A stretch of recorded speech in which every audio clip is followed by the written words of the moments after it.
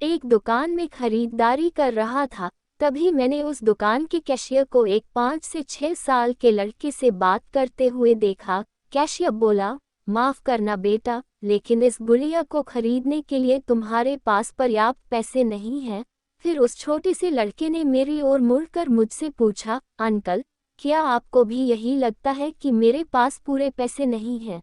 मैंने उसके पैसे गिने और उससे कहा, हाँ बेटे, यह सच है कि तुम्हारे पास इस गुड़िया को खरीदने के लिए पूरे पैसे नहीं हैं। वह नन्हा सा लड़का अभी भी अपने हाथों में गुड़िया थामे हुए खड़ा था। मुझसे रहा नहीं गया। इसके बाद मैंने उसके पास जाकर उससे पूछा कि यह गुड़िया वह किसे देना चाहता है। इस पर उसने उत्तर दिया कि यह वो गुड़िया है जो उसकी बहन को बहुत प्यारी है और वह इसे उसके जन्मदिन के लिए उपहार में देना चाहता है। यह गुड़िया पहले मुझे मेरी मम्मी को देना है, जो कि बाद में जाकर मेरी बहन को दे देंगी। यह कहते कहते उसकी आंखें नम हो आई थीं।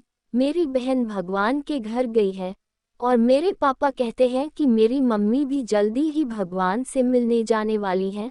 तो मैंने सोचा कि क्यों ना वो इस गुड़िया को अपने साथ ले जाकर मेरी बहन को दे दे। मेरा दिल धक्का सा रह गया था। उसने ये सारी बातें एक सांस में ही कह डाली और फिर मेरी ओर देखकर बोला, मैंने पापा से कह दिया है कि मम्मी से कहना कि वो अभी ना जाएं, वो मेरा दुकान से लौटने तक का इंतजार करें। फिर उसने मुझे एक बहुत प्यारा सा फोटो दिखाया जिसमें वह खिलखिलाकर हंस रहा था। इसके बाद उसने मुझसे कहा, मैं चाहता हूँ कि मेरी मम्मी मेरा यह फोटो भी अपने साथ ले जाएं, ताकि मेरी बहन मुझे भूल नहीं पाए। मैं अपनी मम्मी से बहुत प्यार करता हूँ और मुझे नहीं लगता कि वो मुझे ऐसे छोड़ने के लिए राजी होंगी, पर पापा कहते हैं कि उन्हें मेरी छोटी बहन के साथ रहने के लिए जाना ही पड़ेगा। इसके बाद फिर से उसने उस गुड़िया को गमगीन आंखों से खामोशी से देखा। मेरे हाथ जल्दी से अपने बटुए पर्स तक पहुँचे और मैंने उससे कहा, चलो एक बार और गिनती करके देखते हैं कि तुम्हारे पास गुड़िया के लिए पर्याप्त पैसे हैं या नहीं।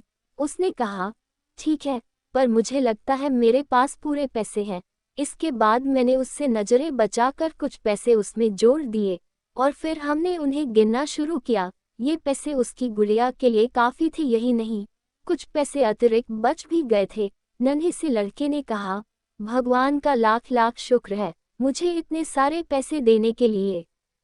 फिर उसने मेरी ओर देखकर कहा कि मैंने कल रात सोने से पहले भगवान से प्रार्थना की थी कि मुझे इस गुड़िया को खरीदने के लिए पैसे दे देना, ताकि मम्मी इसे मेरी बहन को दे सके, और भगवान ने मेरी बात सुन ली। इसके अलावा मुझे मम्मी के लिए एक सफ़ेद गुलाब खरीदने के लिए भी पैसे चाहिए थे, पर मैं भगवान से इतने ज़्यादा पैसे मांगने की हिम्मत नहीं कर पाया था। पर भगवान ने तो मुझे इतने पैसे दे दिए हैं कि अब मैं गुड़िया के साथ साथ एक सफ़ेद गुलाब भी खरीद सकता हूँ।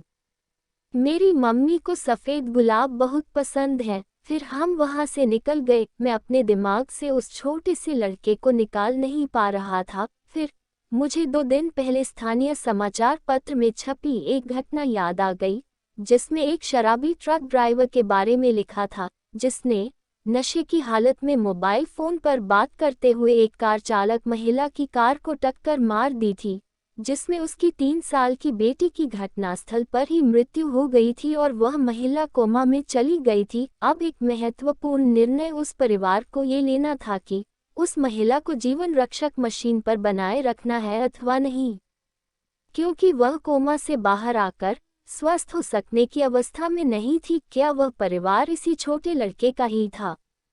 मेरा मन रोम रोम कांप उठा। मेरी उस नन्हे लड़के के साथ हुई मुलाकात के 2 दिनों बाद मैंने अखबार में पढ़ा कि उस महिला को बचाया नहीं जा सका। मैं अपने आप को रोक नहीं सका और अखबार में दिए पते पर जा पहुंचा, जहां उस महिला को अंतिम दर्शन के लिए रखा गया था।